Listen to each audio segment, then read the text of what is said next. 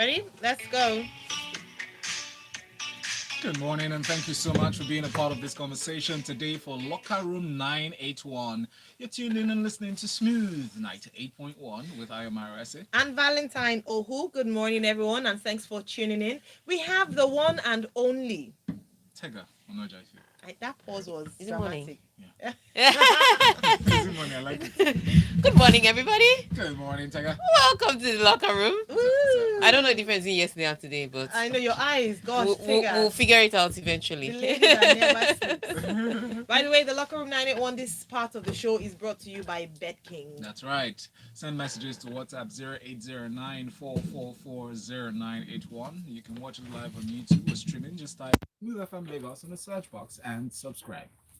Let's start with this one. The Milwaukee Bucks and Phoenix Suns squared off on Thursday night in Game 2 of the NBA Finals. And after 4 hard-fought quarters of play, it was Chris Paul and the Suns who managed to come out on top with a 118 to 108 win to take a 2-0 lead in a best-of-7 series. While Giannis Antetokounmpo put up numbers for the Bucks in the loss, he finished with 42 points, 12 rebounds, and 4 assists. It was no match for the production that the Suns received from their top players as Chris Paul, Devin Booker, and DeAndre Ayton finished the win, combining for 81 points to lead Phoenix to a 2-0 series lead. Oh, that was not the story. So this was a tale of the second quarter. For Phoenix Suns and for Milwaukee Bucks, it was a Giannis show, unfortunately. So if you remember how the Bucks were able to get to the finals, it was everybody on the team doing the work. So those were games that Lopez came up with 33 points in one and 29 points in the other, and Chris Middleton added his own 38 points in one and 20 something points in the other. And Portis Jr. coming up with some points, and Drew Holiday coming up with some points. So everybody was chipping in. Last night, Giannis scored 42. Chris Middleton and Drew Holiday combined for 28 points. That's both of them. That's if you add their points together, just so that to feel something. And that's where the problem was, because you look at the Suns, and Devin Booker was with 31 points. Chris Paul was with 23 points. Bridges, whose name wasn't even mentioned here, was with 27 points. So you saw at least 6 players or thereabouts in double figures with wholesome numbers. But on the box side, everybody said, Yanis, so your knee is good now, Abby. We're going to take the ball and run. After that scare. Take the ball and run. So, I mean, you cannot, you have to praise Giannis Antetokounmpo coming back from that hyper-extended knee very early and then dropping these numbers. But in the second quarter was where all the damage was done. Because first quarter, Bucks were leading. They ended the quarter ahead with 29 points, and the Suns were with 26 points. That was the end of first quarter, just 3 points difference, but they were leading. Second quarter, Bucks scored only 16 points. Suns scored 30. And from then on out, it was nothing. So third quarter, it was even Stevens. Fourth quarter, it was even Stevens. So it was the real damage was that second quarter where Drew Holiday was just like, Giannis, you look really good with ball. Yeah, take again. And he wasn't doing nothing. So and here's where the problem is for the Bucks. I haven't seen them yet battle from a 2-game down lead. And secondly, I haven't even seen the fact that they're going to Bucks now, the pressure is on them. Suns have their home court advantage, so it's going to be a struggle. But if anybody can pull it off, it's the Bucks. So let's wait and see. Let's see. Exposure program for Eagles B will continue, according to Pinnick. The man Pinnick. So the plan of the Nigeria Football Federation to get the Super Eagles B exposed to high-grade international games to improve their level of confidence and aptitude remains in place, despite the defeat by Mexico's A team in Los Angeles on Saturday, according to the president of the NFF, Mr. Amaju Melvin Pinnick. He said there's nothing that has happened here that would discourage us from pushing ahead with the plan we have for the team. Our program to get the team to a higher level through regular exposure to the toughest games possible will continue apace. So let me get this. We're going to pay good money, and then we're going to call up the likes of Mexico, maybe the US, maybe Argentina, those are usual customers. and tell them, you know what, we want to expose our team B, so come and play us. Is that what we're going to do now with our money? How about you show me some plans for the grassroots development? Show me some plans for the women's football. Show me some plans for the Super Eagles Team A, since we are now calling them Team B. But we're going to put all our money into getting exposure for instead of developing a league. Let's continue taking them abroad to be maybe perhaps if they play 3 or 4 international friendlies, they probably get better. Is that what we're thinking we're going to do right now? Anyways, he's the NFF president. That's his plan. Now that he's told you, you still think he should be president? I mean, I don't know if he's just digging his heels in because of what happened or the result that came out. I personally did not think that it was such a horrible game. I mean, the friendly has already been planned out, so Nigeria had to feature. However, I don't think that this should be our focus. Planning exposure programs for Team B. If the NPFL decides that, okay, from as part of our development program, this is what we are going to be doing, that should be the NPFL problem. That should be the money should be coming out from the LMC, the logistics should be coming out from the LMC, not necessarily the president of the Football Federation, because it's supposed to look at all football. NPFL is supposed to look at the growth of the league. So that should be in their books and that should come out from their pocket. But if the NFF is using it as their plan, it's a bit it's shifting focus, if you ask me. Because first of all, I know that we don't have a lot of money because we are still owing bonuses and salaries. So if we're using the little money we have to plan friendlies, is it to plan for exposure for Team B or to grow football generally? So it's a little tricky. But he's the president, so let's see how he takes it. Ashley Barty, our favorite girl. Yes. She's one victory away from realizing her dream of winning the Wimbledon title. The 25-year-old world number 1 produced her best performance of the championship so far to beat the 2018 champion Angelique Kerber 6-3, 7-6, 7-3. Barty will play former world number 1 Karolina Pliskova of the Czech Republic on Saturday's final, and Pliskova came from a set down to beat powerful Belarusian second seed Aryna Sabalenka 5-7, 6-4, 6-4. Now that was where the shocker was. So Pliskova has, like I said, she's always flattered to deceive. Great serves. She's good from the baseline. She's not really fantastic with her court coverage, but good from the baseline and highly ranked. But every time you see her in a major tournament, you wonder why she hasn't gone so far with her high ranking. So Aryna Sabalenka, who just decided that, look, she was a great doubles specialist and said, you know what, I'm going to focus on my singles and see how I can push my career there. And she's been fantastic in the past 2 seasons.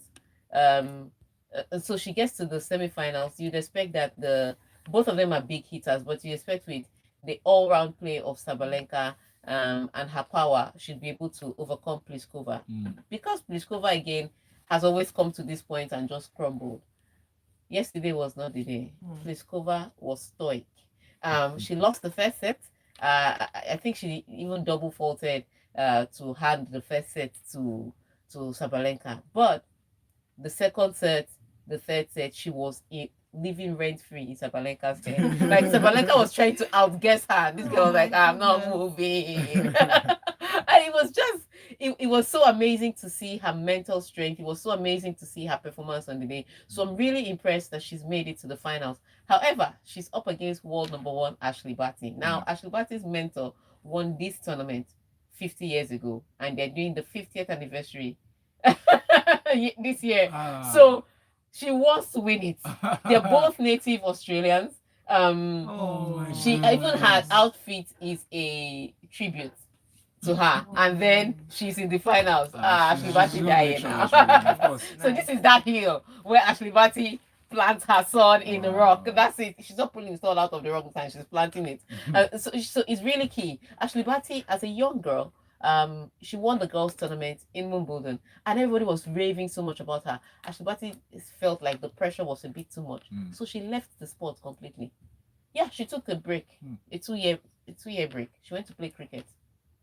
And she was good at cricket too. Yeah, she left the sport. She was like, the pressure was too much on her. She didn't need the drama. She just left the sport. She didn't make any announcements. She didn't write on Twitter. She didn't say, excuse me, nice doing business with you. She just left, went to play cricket, and then she came back. So now that dream that we're talking about in 2015, that everybody watch out for Ashley Barty. She's trying to fulfill it now. Time is now. Yeah. On the men's side, though, the semi-finals is today. Djokovic faces Shapovalov. I think that's another easy Djokovic win. Shapovalov is amazing. He's played great tennis. He's talented, but his tennis is not clean. Because he's a variety player. He makes a lot of unforced error. Unlike Djokovic, that's very strategic, very focused, boring tennis, but effective. So I think easy win for him. In that one, and then Hawkash faces Berrettini. That will be the interesting one. Can't wait to see the power of Hawkash, who actually bageled Roger Federer in the third set to knock Roger Federer out, and has Roger Federer thinking, shouldn't I retire now? So that's the one.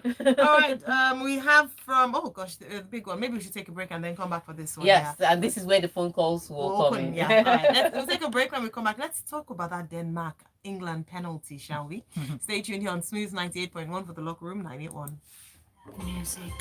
Thanks. Yeah, we're still on track. Yes, we are. Yeah. Is that the Lisa Pointer story? Which one? That's England. Yeah, that's penalty one. We're not. There's This picture is so fine. I like it. I love it. It's such powerful. Hello, everyone. Say hello to your fans What fans?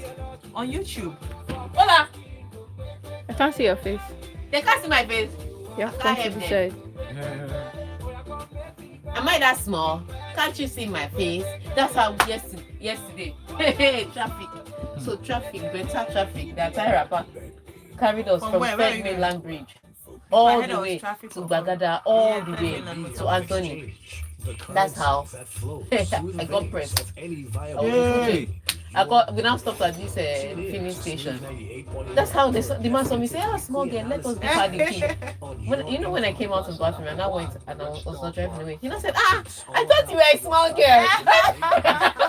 I said, Uncle, don't worry, you're not the first. If I had a combo for every time people said that, I'll be Dangote. I'm ready. Smooth 98.1, love music, love life. It's the Locker Room 981. The first half brought to you by Bet King. And Valentine Ogu is here. Yes, and Ayo Myresa is here as well. And we have Tega Onojaife.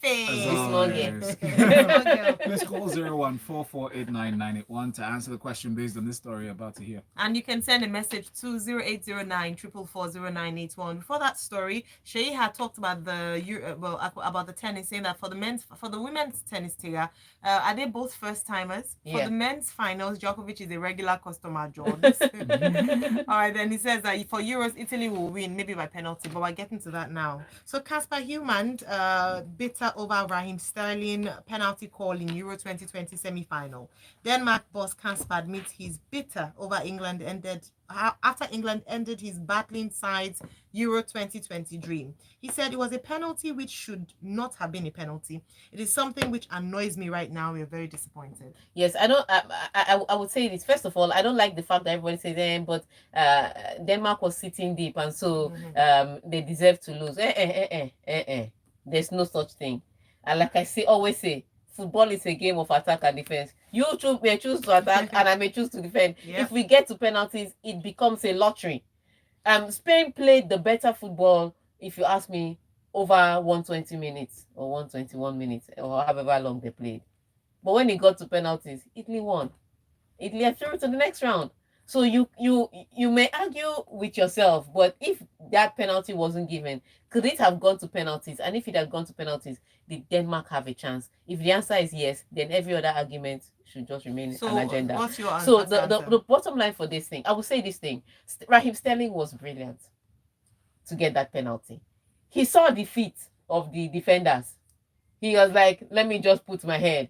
And what will be, will be. So, look, it was a brilliant... People play for penalties all the time. Yeah. It was a brilliant one by Raheem Sterling to do that and then leave the decision to the referee. Yeah. Now, the referee, from where he was, saw legs and said, and somebody went there and said that must be penalty. And so he called it. Now, here is the problem. Now, here is where I lay everything at the feet of VAR. You are VAR. You have several monitors. The reason why he has several monitors is so that he can have various angles with which to make a decision. Now you have all those angles to make the decision. There was one angle that, if you look from it, if you were from the assistant referee's side, the leg of the defender is in front, and Raheem Sterling is in front of Raheem Sterling's leg, and Raheem Sterling falls over. From that angle, it looked a clear penalty. However, like I said, the VAR has several angles. And so there were many angles that showed there was no contact whatsoever. None. Zip. And after viewing those angles, the referee, the VAR still told the referee that it was a penalty. And so that is where the problem was. He said it was a penalty. It's still the same. It's still the same penalty with the laser thing. But that's not the issue. Is first, was it a penalty at all? Yeah, before you start getting to when they tried to put the laser in his eye when they were taking the penalty. So the first thing was that there was no contact. So ideally, with VAR, which is why VAR was introduced, it shouldn't have been given. But some people are arguing the semantics of the ruling. Some people say that there was no clear and obvious error, so it should stand. One person interpreted it as it was a body check by Vestergaard, not a leg contact by somebody else. So at the end of the day, the penalty was given. Raheem Sterling did nothing wrong. I wouldn't blame the referee too much, even if his history has come into question, because really? So this is the same. Yeah, this is the same referee that Ronaldo's ball crossed the line in the World Cup qualifier against Serbia, and the referee did not see it, and he was like, he even gave Ronaldo a yellow card for complaining too much. So his history, his record has come into question. But I would say, at the end of the day, VAR should have done better. Don't be there to check semantics. Clear and obvious error is what? Was there contact? No. Then tell the guy, or tell the guy to go and look at it.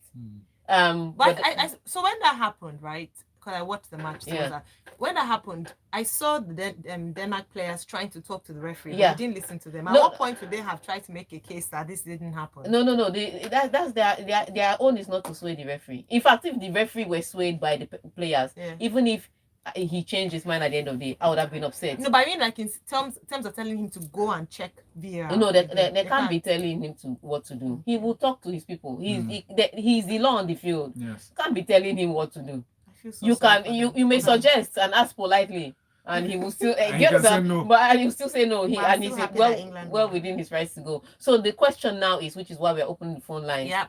What do you think at the end of the day? It's not a right or wrong, because England is already through. Whether we argue from now till tomorrow, they are through. But did you think it was a penalty based on the angles you saw? And did you think VAR did well? So call the numbers. 0144899981. All right. So let's start with a comment here from Izu. Izu says, I hope you guys are well. This is Izu from Bagada. The penalty decision was a fraud. VAR and UEFA need to do better. I wonder though if they would have done better if the reverse was the case with England in the receiving end. Italy to win in the winning for me. Love you, Tega. Wow. Hello. Good morning. Good morning. Welcome to the locker room. What's your name? My name is Bingpe. Bingpe, welcome. Bingpe, good to have you on the show. Yes, thank you. Okay, yes, the decision to award the penalty was actually fraudulent, honestly, but it's football. That's what it is. That's what it is. That's what it was before VAR came into play. Okay, so some people might get hurt, some will be happy, but it's all a game. That's the game. That's what it is. So yeah, England through, and I'm so happy because I think I'm one out of maybe just 5 people that want England to actually win the Euro. Oh, there are lots of you in Nigeria. They're in Nigeria because we have an attachment to the EPL, sort of. Yeah. I have deep attachment with to the EPL, and then I have 3 players in England squad. Of course, now we don't want our Ballon d'Or agenda to die. So are you a Manchester United fan or a Chelsea fan? But Jorginho is one of your best players and he's in Italy. What's wrong with you people? That's one out of many. Hey, I'm here to sway.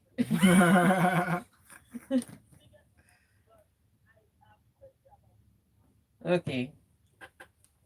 Okay. Okay. Okay. All right. Thank you, Big Bay.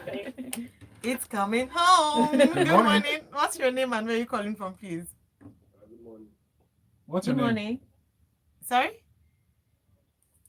All right, Okay. Janaris, please go ahead. I think it was a slight touch, yes, but then the referee always has the discretion. I mean, given the penalty, yeah, it was a penalty for me. Okay. But I think the Italians would go ahead with this one because I think they are more technical than the English. Mm. Okay. They're very much more technical than them. I would want the Italians to have it for me. Okay. All right, interesting. Thank you, Janaris. More calls. Good morning. What's your name and where are you calling from, please? Hello, good morning. My name is S.A. and S. I'm calling from Somolu. Welcome, Okay. Essay. SA, go ahead. Okay, it was not a penalty. Let him check 100 million times. That would never be a penalty. The problem for me is exactly what Cheddar said. Why didn't they even ask the referee to go check the script? It's not as if they called him from inside and said, just make it. So I see them Because just queuing the decision for England. They want them to get to the final so UEFA can make money. Mm. Ryan Sterling knows the leg, not even the breeze of that leg before Ryan Sterling. So for me, I feel they will get punished for cheating into the finals. Ah. It will even be more painful. They didn't get punished in 1966. So. Thank you, SA. That's not how football works. They didn't get punished in 1966. But let's take some more calls All if we have right. them. Yeah, we have some more calls. Good morning. What's your name and where are you calling from, please? Hello, this is Buku from Ikeja. Hey, All right, Bukun, go ahead, please. You're not dry. Fantastic. Go ahead, please. Okay, first of all, with Sterling, there are 2 points of contact. The first contact with the foot would have been minimal, but the body check, if it's not shoulder to shoulder, it's a foul, and you're in the box, so it's a penalty any given day. Now, people are talking about, conspiracy theories, the other wants to. They're in England already. They're in Wembley. If you've gone to England and the other team Wembley, whether it is a Division 2 club or a Division 4 club playing in Wembley, the place is always full. So UEFA doesn't have to do any. Yeah, Ibuko, I agree. That conspiracy theory doesn't work. Yeah. Yeah. No, Ibuko, I agree with you. There's no conspiracy there. There is no conspiracy. That conspiracy theory for me didn't work. UEFA didn't do anything. Referees make mistakes all the time. All the time. Whether it was a mistake, it was no mistake. One VAR said it was body check. On-field referee said it was leg. Whatever it was, it's not a clear and obvious error. So if you're looking at the semantics, yes, penalty. But if you're looking at the game, you'd say it shouldn't have been given. However, whichever way you stand, there was no agenda, is my point. Right. The officiating was neutral and unbiased. Okay. Yeah.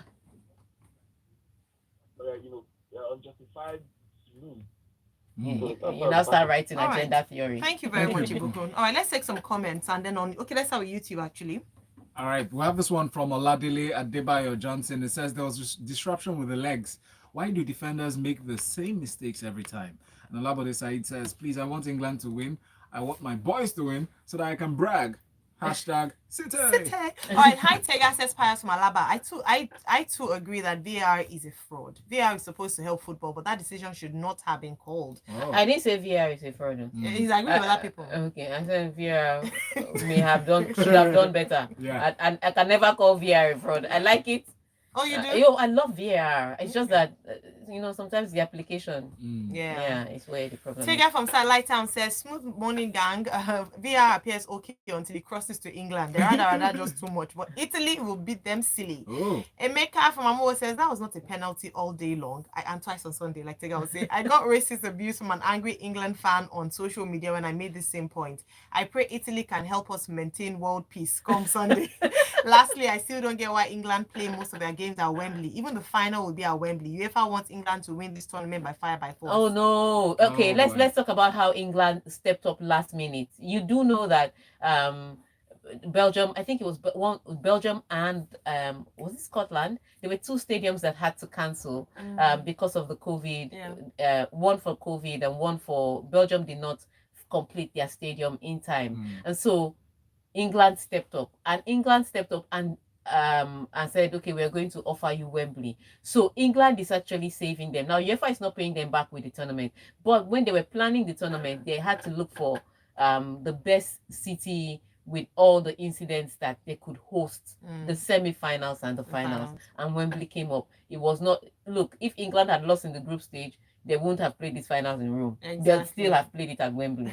So I this is not, again, it's the agenda setting that gets to me. Yeah. You know, everything is not black and white. They won't have played in Rome. Yeah, classic. So Shay says the England penalty was a penalty on Wembley ground, but not a penalty on any other ground. Italy will beat England because they colonized us, Jerry. Thank God I have Chelsea players in both teams. Am I from Akoka? He says the penalty was as fraudulent as history, teaching us that Mungo Park discovered River Niger. I don't think it's coming home. This one is going to Rome, or it's going Rome. Yeah, whatever. Yeah, it's the Queen versus the Pope. Yeah, I love it. Peter Drury should prepare. Wow, don't leave me. Peter Drury should prepare his heartbreak commentary. The three lions had hunted in futility. The ancient city will take the glory of the Euros to the seven mountains. No way. Thank you, All right, then. Only in England is that VAR not working, says, well, this person said so. And this one from, what's your name? Gilbert. Gilbert Musa from First Act says, hi, Tega, Iron Valentine. The match between Denmark and England with the referee giving a penalty was not right. Slow motion pictures depict there was no contact with Sterling. I was surprised the referee did not personally watch the VAR screen, he meant to say. It reminds me of the same mistake a referee made in Euro 1996 final between Czech Republic and Germany when the referee awarded the penalty against Germany when a foul was committed outside the 18-yard box. So you see, and just like what you said, Tega, that it's not about England alone. Please, let's take story. Let's take the Italian side, because we've been hearing the English side since. Let's take Italian So Italy story. midfielder Marco Verratti believes Sunday's Euro 2020 final against England will be one for the ages. And he says, we want to win. We'll face a very, very tough team who want to win. It's a dream for us to win the European Championship. Yes, so tough one for them. So I mean, people making noise about England being loud, and that's because, you know, their media is everywhere. But the Italians too are a proud people. Have you seen the Italians when they win? Yeah. They're also loud and colorful.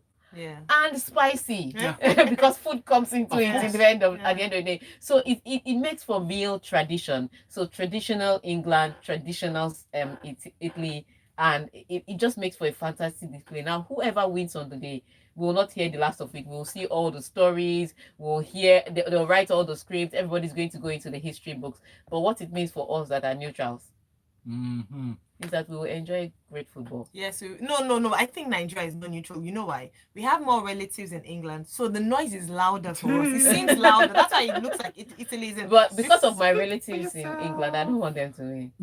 Because you look at the World Cup, they are Nigerians when we get to the next round. They are English when English go further. And I just don't like that family meeting in December. On behalf of my sister and her husband and my niece, England, come on, bring the come home. On behalf of my sister and her husband and my niece, please don't give them the trophy. Please, on behalf of myself and Smooth FM and everybody on breakfast, we're done with the show. Thank you so much for being a part of this conversation.